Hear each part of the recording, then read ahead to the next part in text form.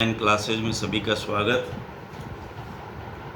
Second year PhD gynaecology में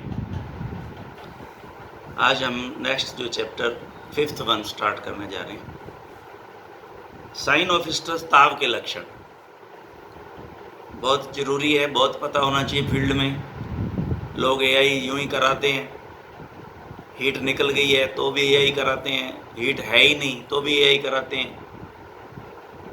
तो ये बहुत इम्पोर्टेंट है पॉइंट जो है अभी, और इसके ये जो लक्षण पूछे जाते हैं क्योंकि आपके फील्ड पॉइंट ऑफ व्यू से, प्रैक्टिस पॉइंट से सबसे महत्वपूर्ण, क्योंकि आपको यही करनी है। और आपको अगर हीट डिटेक्शन करना आ गया, स्ट्रेस के साइन आपको प्रॉपर पता है, और अगर कहीं आपने प्रॉपर टाइम पे सही और इंजेक्शन लगा दिया तो रहेगी गड़बड़ होगी, और वहाँ उस गांव में आपका वाकई नाम होगा कि भाई ये टीका लगा के जाते हैं तो ये गाय रहती है। तो ये एक बहुत महत्वपूर्ण बात है। तो जब पशु मद में या ताव में रहता है तो उसमें निम्न प्रकार के लक्षण दिखाई देते हैं। पहला तो है व्यवहार में बदलाव। गाय में क्या होता है, बेचैनी रहेगी, बार बार नभाएगी। हमें पता है, गाँव में जो गाँव के बच्चे हैं उन सबको ये पता है, गांव में रहने वाला बासिंदा हर जानता है। तो ये कोई परंपरागत बातें हैं, कुछ पुरानी जानते हैं लोग। गाय बोल रही है, ले जाओ, गाँव में अक्सर देखता है। बार बार नभाना, भूख कम लगना, आहार व चारा कम खाना, और बार बार पेशाब करना, 3 से 5 मिनट पर थोड़ा थोड़ा पेशाब करना, और दुग्ध उत्पादन में कमी। तो ईस्ट्रोजन के कारण दुग्ध में नेचुरली ये कमी आएगी।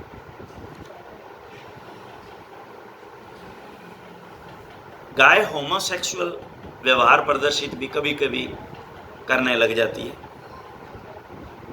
अर्थात पूर्ववर्ती ताव में आने वाली मादा के वल्वा को नर सूंघता है, और इसे स्निफिंग कहते हैं। स्निफिंग, ये वर्ड आएंगे अब आगे, आपने पढ़ भी रखे हैं। ताव में आने वाली मादा के वल्वा को नर जो है वो सूंघता है, स्निफिंग करता है। सूंघने के बाद अपना मुंह सूर्य की तरफ करता है। ऐसा नर भी करता है, मादा भी कभी कभी करती है। इसे फ्लेमेंस रिएक्शन कहते हैं। फ्लेमेंस रिएक्शन, ये भी इधर है, अंडरलाइन कर लेना, sniffing and फ्लेमेंस reaction.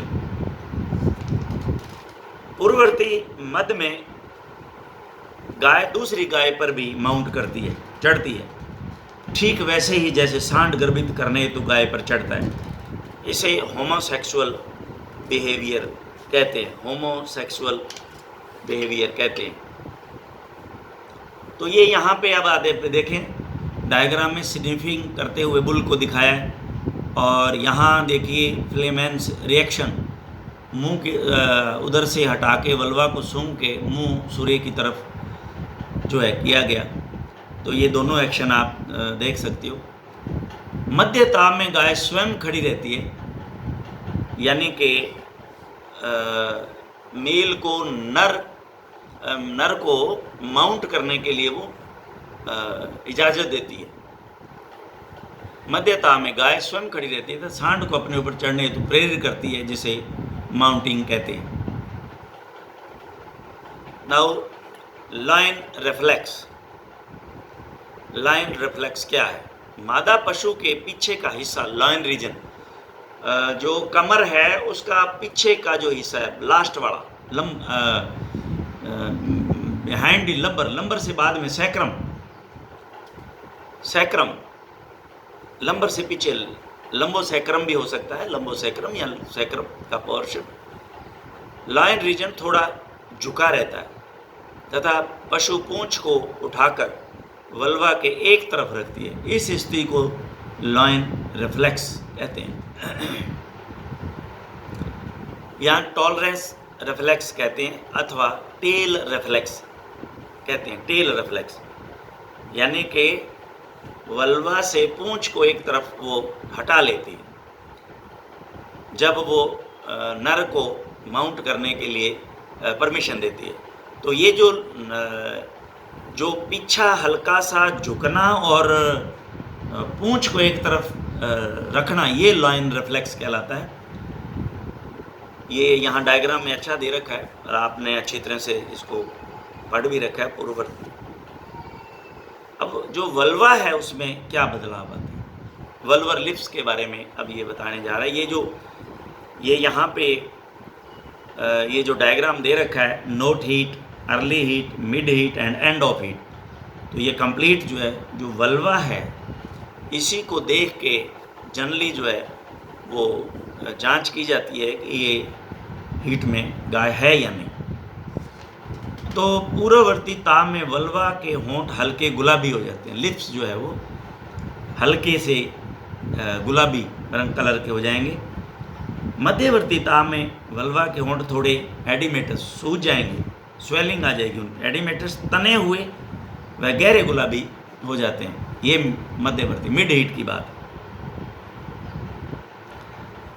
Early heat, mid heat और अंत में या ताप में वल्वा के होंठ वापस बहुत हल्के गुलाबी व साधारण हो जाते हैं और एडिमेटस नहीं रहते। तो ये तीनों स्टेज जो हैं वो इसमें बताई गई हैं।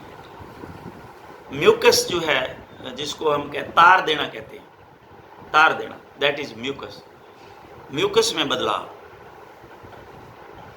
तो म्यूकस में कलर जो है रंग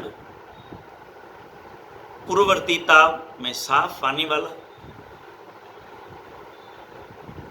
और मध्यवर्ती ताप में कांच की भांति चमकीला रस्सी की भांति लटकता हुआ, ये मध्यवर्ती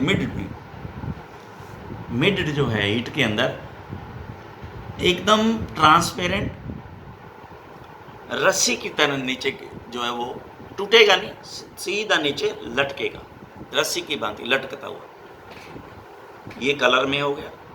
और ये जो साफ पानी जैसा, इसमें अगर थोड़ा सा भी कुछ है, टर्बिडिटी है, धुंधलापन है थोड़ा सा भी, तो ध्यान रहे कि उसमें कहीं ना कहीं इन्फेक्शन है। अगर कोई पस है तो भी नहीं करें इंसेमिनेशन, अगर वो धुंधला है, मैला है तो भी नहीं करें। कई बार कहते थे जी वाइट है, वाइट नहीं होता कभी भी, पानी कब कहाँ वाइट होता है, वाटर कलर ऊपर दे रखा है साफ पानी जैसा, अगर उसमें वो वाइट है तो इसका मतलब देयर इज समथिंग रॉन्ग, तो आप यही नहीं करें। गाढ़ापन, विस्कोसिटी, पतला साफ पानी की भांति, और मध्यवर्ती में गाढ़ा हो जाता है थोड़ा, तो इसीलिए तो वो लटकता है, टूटता नहीं। क्वांटिटी, तो इस पूर्ववर्ती में जो है वो अल्प मात्रा में और मिड हीट में, प्रो में और मिड में, तो ये दोनों में फर्क है, अधिक मात्रा में आता है। इलास्टिसिटी, अल्प मात्रा में थोड़ा तथा वल्वा से थोड़े नीचे जाकर टूट जाता है, इलास्टिसिटी नहीं होती, लेकिन इसमें इलास्टिसिटी होती है, ये रस्सी की तरह लटकता है। मिड हीट में म्यूकस एक रस्सी की भांति हॉक जॉइंट तक नीचे तक लटकता है, टूटता नहीं है। सूक्ष्मदर्शी में पूर्ववर्ती में साधारण और मध्यवर्ती में, अंडरलाइन करना, it is very very important, fern पौधे की भांति, फर्न पौधे की भांति यूं एक जगह से अगर आप उसको सूक्ष्मदर्शी स्लाइड पे अगर वो खींचेंगे तो फर्न टाइप बनेगा, एक तरह वो उसकी फिल्म नहीं बनेगी, फर्न टाइप ऐसे, ये जैसे आप खींचोगे तो उसका जो है जो अपीयरेंस इस तरह से आगे आएगा, यूं जैसे स्लाइड बढ़ाओगे तो फर्न का पेड़ जैसे होता है, इस तरह के जो है उसके अपीयरेंस आपको जैसे होगी, अगर 10 है एक्स पावर के अंदर उसको हम देखेंगे। घोड़ी में ताव के लक्षण, पूंछ को ऊपर उठाकर एक तरफ रखना, पैर चौड़े करके बार बार पेशाब करती है, वल्वा को चौड़ा करके क्लाइटोरिस को बार बार दिखाती है, जिसे विंकिंग ऑफ क्लाइटोरिस कहते हैं, अंडरलाइन कर लेना इसको। वल्वा को चौड़ा करके बार बार क्लाइटोरिस को दिखाती है, जिसे विंकिंग ऑफ क्लाइटोरिस कहते हैं। घोड़ी सहवास के लिए नर की तरफ अपना पीछे का हिस्सा करती है तथा खड़ी रहती है, ये उसके लक्षण है हीट के। भेड़, ईव व बकरी डोए में मद के लक्षण,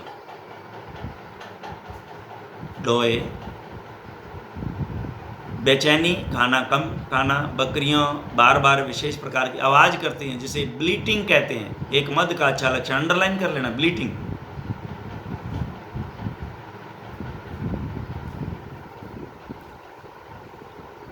बकरी के मिमाने को ब्लीटिंग कहते हैं, वो आवाज़ निकाल दिया ना, तो इसको ब्लीटिंग कहते हैं।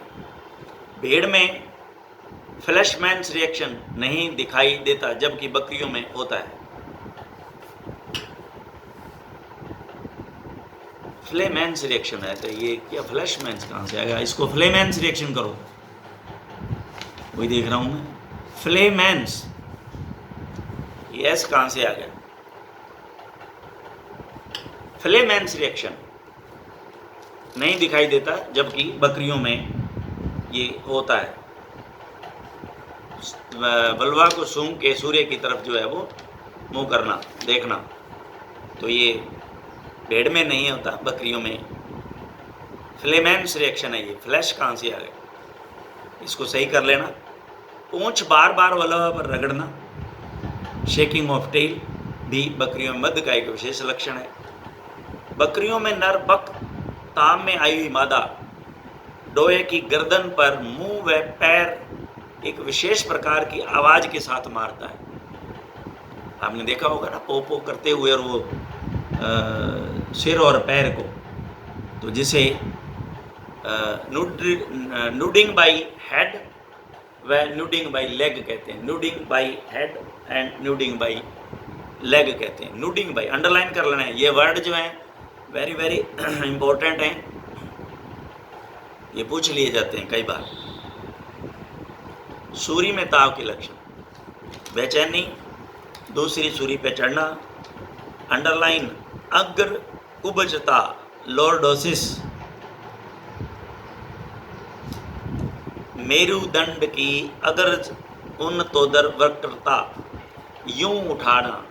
ये देखिए वक्रता, ये वक्र हो गया, ये वक्रता, उन तोदर अग्रज, आगे के भाग को ये यूं उठा लेती है, वो यूं। ये कहीं डायग्राम आएगा तो मैं आपको बताऊंगा। लॉर्डोसिस कहते हैं इसको, लॉर्डोसिस।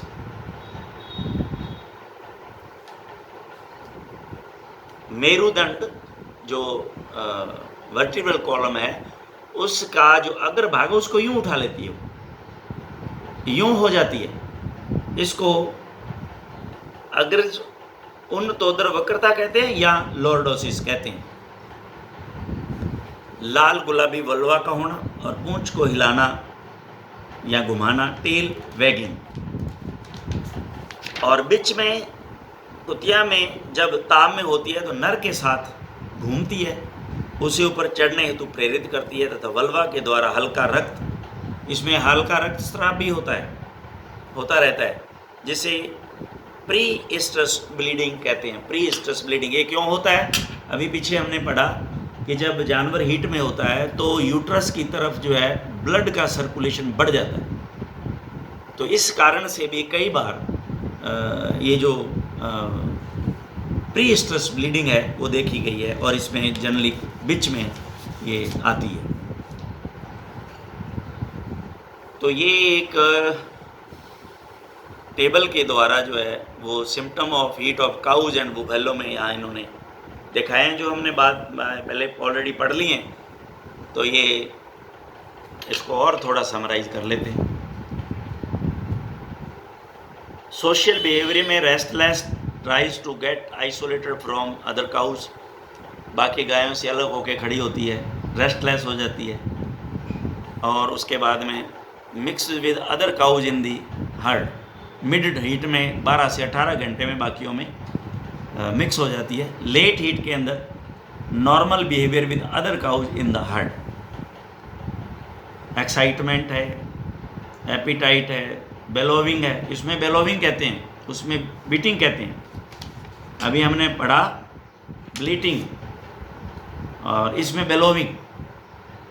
गाय का रामबना जो है बोलना वो बेलोइंग है, और उसका जो है जो बकरी जो है में करती है वो ब्लीटिंग कहलाता है। इसको अंदर दोनों को अंतर जो है नोट कर लेना। तो एक्साइटमेंट में show sign of excitement more pronounced, ये प्रोपाउंस्ड नहीं है, प्रोनाउंस्ड है, प्रोनाउंस्ड, ज़्यादा नजर आने वाले, इसको प्रोनाउंस्ड करो 12 से 18 घंटे में। और इसमें लेट ईट में एब्सेंट होते हैं एक्साइटमेंट। एपिटाइट ये डिप्रेस्ड रहती है, मोर डिप्रेस्ड हो जाती है और नॉर्मल हो जाती है लेट ईट में। मिल्क ईट गिर जाता है, फर्दर फॉल होता है और स्टार्ट होता है इंक्रीजिंग। लीकिंग अदर एनिमल्स इसमें मॉडरेट होता है, high and seldom. Rise of body temperature 8 hour पे स्लाइट राइज, शार्प राइज 12 से 18 और इसमें लेट 24 घंटे नॉर्मल हो जाता है। म्यूकस डिस्चार्ज फ्रॉम वल्वा 8 घंटे पे clear watery and copious break while falling down from vulva and below, बार बार टूटता रहता है। लेकिन 12 से 18 में ये टर्बिड हो जाता है, ओपेक और क्लाउडी। विस्कस एंड रोपी, टर्बिड कैसे हो गया ये देखना पड़ेगा।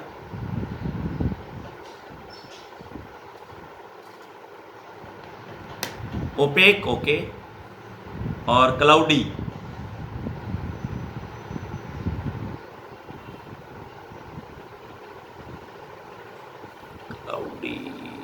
क्लाउडी कैसे हो गया,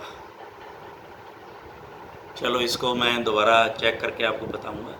सेल्डम सीन और कभी कभी लास्ट 24 घंटे में देखा जाता है। और इसमें ये कह रहा है टर्बिड, ओपेक और क्लाउडी। अच्छा, और cloudy. Viscous and ropy, viscosity ज़्यादा है, रोप की तरह से, रस्सी की तरह, in reduced quantity, does not break while falling, rather hangs right from vulva down to the ground. Hock joint तक तो ये उसी तरह आता है और ये टूटता नहीं है, ये इसका भाव है। वो पहले पीछे पड़ रखे हैं सारे सिम्टम। वल्वा इसमें 8 घंटे पे रिंकल पड़ती हैं उसकी झुर्रियाँ।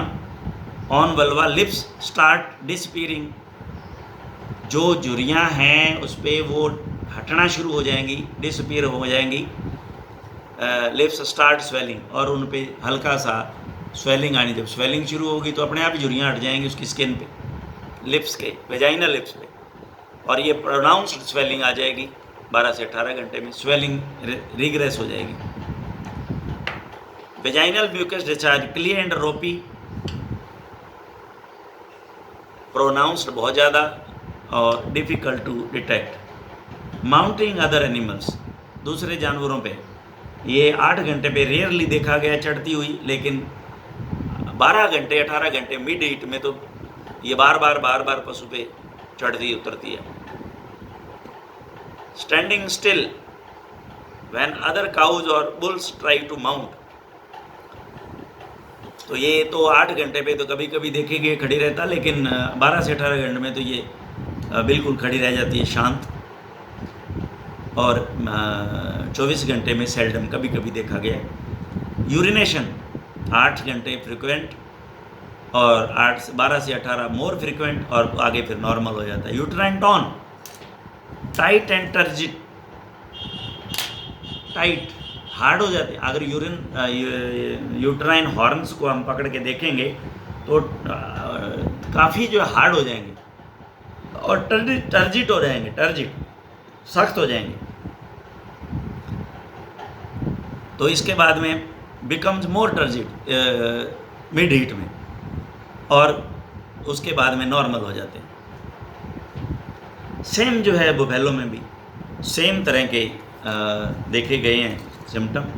तो एपिटाइट नॉर्मल 8 पे, depressed normal, excitement very much, less excited और does not show.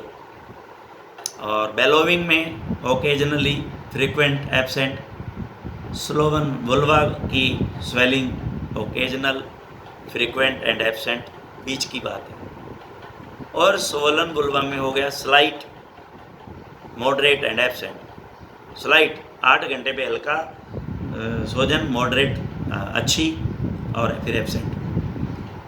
Frequency of urination within 30 minutes, occasionally to 2 times, more frequent mid में और less frequent. Uterine tone intense, tight and turgid, तन जाते हैं ये, यूँ तने हुए यूरिन हॉर्न देखते हैं आप, इंटेंस हो जाते हैं, तन जाते हैं, more intense, moderate. Opening of cervix, opening of cervix, cervix का खुलना, इसमें 8 घंटे में पार्शियल और फुली ओपन, और लेकिन 12 से 18 घंटे में तो फुली ओपन मिलेगी, और 24 घंटे पे ऑलमोस्ट क्लोज्ड हो जाती है। Mounting by teaser bull, teaser bull आपने पढ़ा है, जो हीट डिटेक्शन के लिए हर्ड में छोड़ा जाता है। तो माउंटिंग बाय टीजर बुल्स तो प्रेजेंट 70% केसेज में, 90% में 12 से 18%, एंड 24 में 40% के करीब। तो ये एक टेबल बना के इन्होंने वो सेम पीछे की जो बातें हैं उन्हीं को रिपीट किया है। जो नया लक्षण इसमें हो वो नोट करें। जैसे मैंने ये नए लक्षण बना, पीछे वाले लक्षणों के बाद ये नए लक्षण आए हैं इसमें, तो क्या करता है एग्जामिनर, आपको ये चेक करता है कि आप प्रॉपर पूरा ध्यान देते हैं कि नहीं देते। अब वो पीछे टीजर बुल माउंटिंग का कोई है ही नहीं, तो इसको याद रखो, क्योंकि कोई एक्स्ट्रा चीज़ पूछेगा, एक्स्ट्रा चीज़ पूछेगा वो। और इसमें ओपनिंग ऑफ सर्विक्स ऊपर कहीं नहीं है, पीछे कहीं नहीं। ये देखिए, ये 2 इम्पॉर्टेंट पॉइंट्स उनके अलावा यहाँ पे आ गए हुए हैं, तो इन पे खास तौर से ध्यान, जो और भी कोई अगर इसमें मिलता है तो उस पर आपने खास ध्यान देना है याद करने के लिए। तो आज हमने 5th चैप्टर अगेन कंप्लीटेड, छोटा सा चैप्टर था, आसान था। तो नेक्स्ट हम 6th को हम नेक्स्ट हमारे लेक्चर में लेंगे। Thank you very much.